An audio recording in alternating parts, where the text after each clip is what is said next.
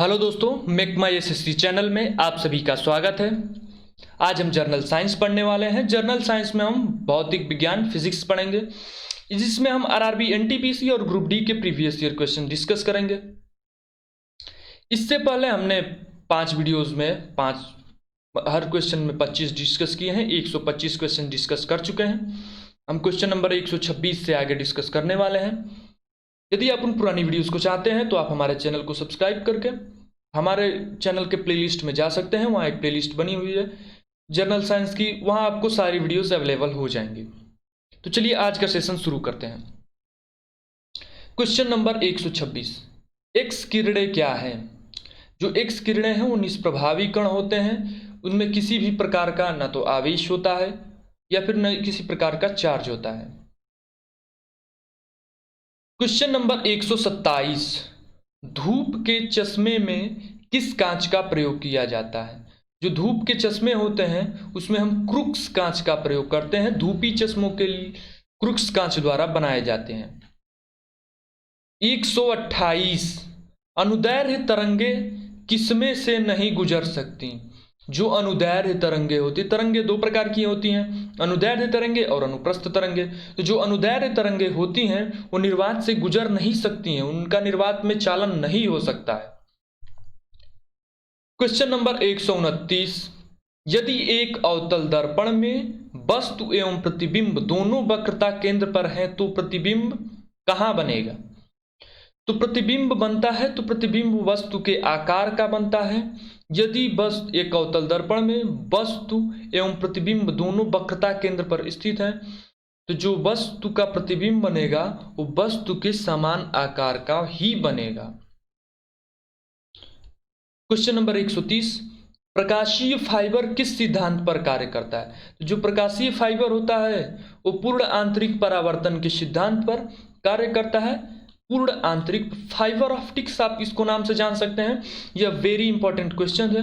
यह अब तक लगभग SSC, CHSL, CGL, MTS, railway, group D, NTPC लगभग सभी परीक्षाओं में पूछा गया कि फाइबर ऑप्टिक्स किस सिद्धांत पर कार्य करता है। तो फाइबर ऑप्टिक्स या प्रकाशीय फाइबर पूर्ण आंतरिक परावर्तन के सिद्धांत पर कार्य करता है। क्वेश्चन नंबर 131, जब रंगीन अक्षरों पर समतल कांच की मिट्टी रखी जाती है तो कौन सा अक्षर कम उठा हुआ दिखाई देता है? जब रंगीन अक्षरों पर समतल कांच की मिट्टी रखी हुई दिखाई जाती है तो कौन सा अक्षर कम उठा हुआ दिखाई देता है? तो उसका अक्षर है काली। काली अक्षर नहीं, ये थोड़ा इसका क्वेश्चन का आंसर आपको इसमें मिस टाइपिंग हो गया, उसमें टाइप नहीं किया गया।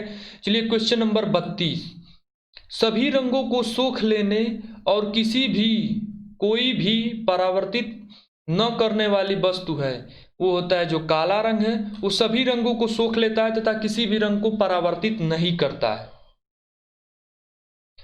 क्वेश्चन नंबर 133, श्वेत प्रकाश का घटकों में विभाजन किस कारण होता है? जो श्वेत प्रकाश होता है वो कई घटकों में परिक्षेपण के कारण हो।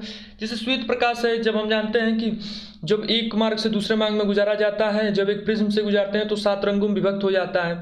तो जो श्वेत प्रकाश का घटकों में विभाजन होता है उसकी क्रिया का कारण परिक्षेपण होता है। परिक्षेपण के कारण ही प्रकाश घटकों में विभाजित होता है।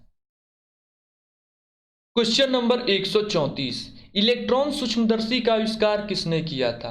ये तो मोस्ट इंपॉर्टेंट क्वेश्चन है। नूल और रुस्का ने। इलेक्ट्रॉन सूक्ष्मदर्शी का आविष्कार नूल और रुस्का के द्वारा किया गया था। क्वेश्चन नंबर 135, कौन सा प्रघटना यह निर्णय लेने में सहायक होती है कि प्रकाश एक अनुप्रस्थ तरंग है? इसका करेक्ट आंसर है ध्रुवीकरण। ध्रुवीकरण से ही यह मालूम चलता है कि प्रकाश एक अनुप्रस्थ तरंग है। क्वेश्चन नंबर 136, कीड़ों का प्रकाश के स्रोत की ओर गमन कहलाता है प्रकाशानुवर्ती। जब कीड़े, आप देखते हैं कि गर्मी के दिनों में जब हम लाइट जलाते हैं तो वहां कई प्रकार के कीड़े आ जाते हैं। इस प्रकार की इस घटना को हम प्रकाशानुवर्ती कहते हैं। प्रकाश के अनुसार वो अपना परिवर्तन करते हैं। क्वेश्चन नंबर 137, किस स्थिति में दूर की चीजें फोकस से हटकर दिखाई देती हैं?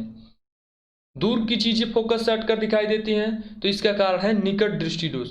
निकट की वस्तुएं फोकस से हटकर दिखाई देती हैं, इसका कारण है दूर दृष्टि दोष। इसमें थोड़ा हमेशा कंफ्यूजन रहता है, लेकिन इसके हम हमेशा सही से याद करेंगे। यदि दूर की वस्तुएं फोकस से हटकर दिखाई देती हैं तो निकट दृष्टि दोष होगा, यदि निकट की वस्तुएं फोकस से हटकर दिखाई देती हैं तो दूर दृष्टि दोष होगा।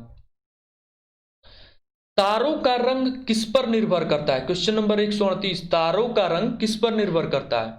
तो तारों का रंग उनके तापमान पर निर्भर करता है।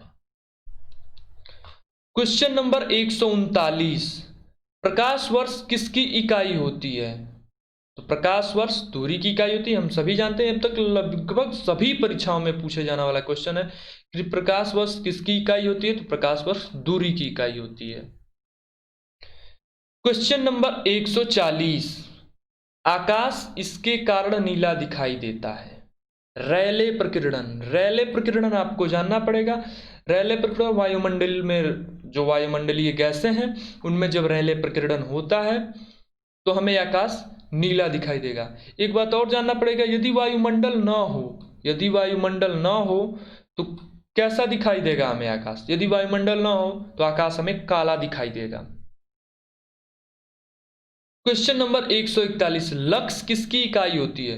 तो जो लक्स है वो प्रतिदीप्ति की इकाई होती है, प्रतिदीप्ति की इकाई होती है, प्रदीप्ति की इकाई।